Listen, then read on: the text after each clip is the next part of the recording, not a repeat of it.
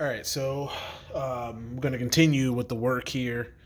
Uh, this is the bell housing side 7025A race that needs to come out.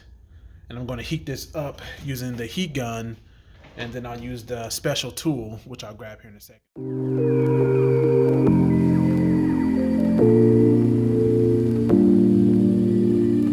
So let's talk about this game.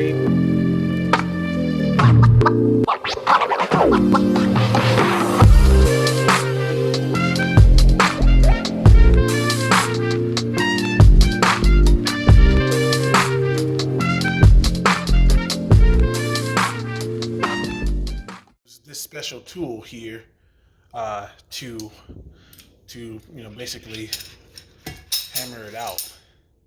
So you can pick this tool up on Amazon, and or you can go. I'll try to link it in the description, but I have a video out where all this stuff is already in the links. So help me out with that. Support the channel. Anyway, let's get to heating this up and yanking it out.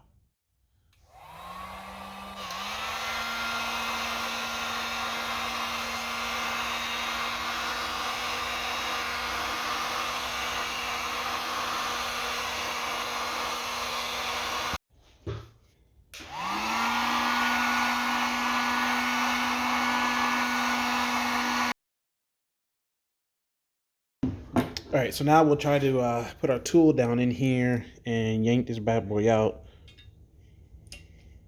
It has two slots here.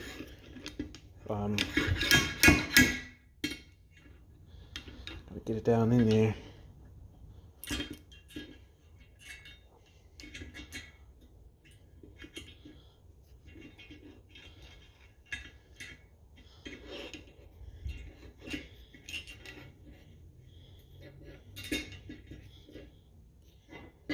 I think that's good enough.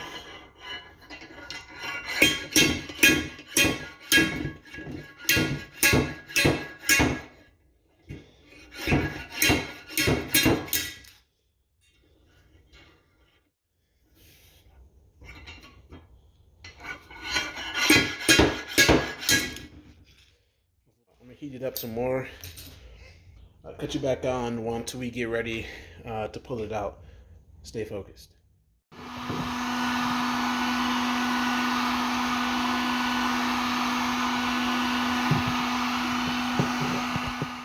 All right, starting to come out.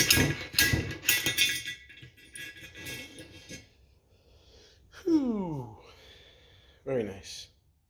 All right, so let's go ahead and get the new race in. I already got the shim already in place. So I'm going to heat this up and we're going to tap this bad boy in. So stay focused. The key is to tap just enough and heat it up just enough with the heat gun to knock these bad boys in and get it ready for service again. There's the old race that came out of it, and the new race that went in's right there. Same thing on the other side. Did the one for the differential. I didn't do this one for the output shaft because I didn't need to. The bearings are still good, but the input shaft had to have its shaft replaced. So that's going back into that car over there.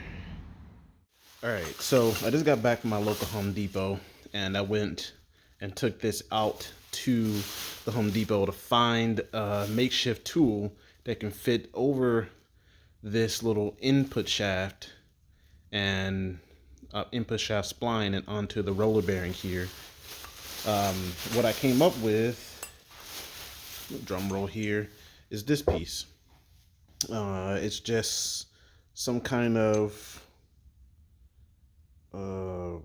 piping through ridge in the conduit section of Home Depot, and what this does, that it fits right over top and right on top of that bearing, just so I can push it in. So we're going to give this a try to see if we can get it to work. Let's take this to the bench.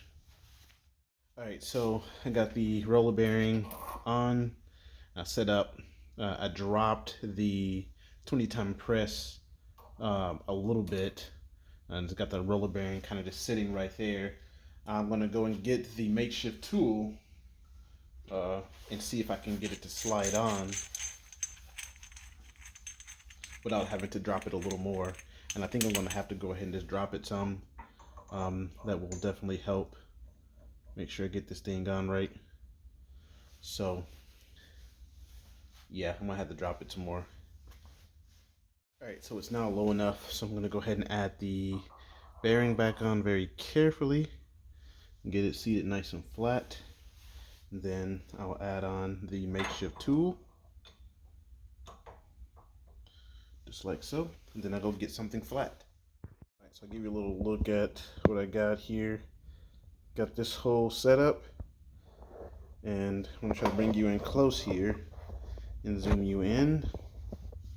Let me drop you down a little bit. There we go.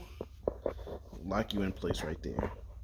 And let's see if I can get this tool to push this bearing on without breaking it.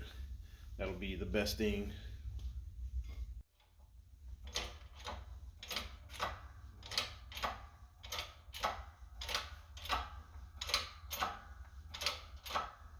Seems to be working.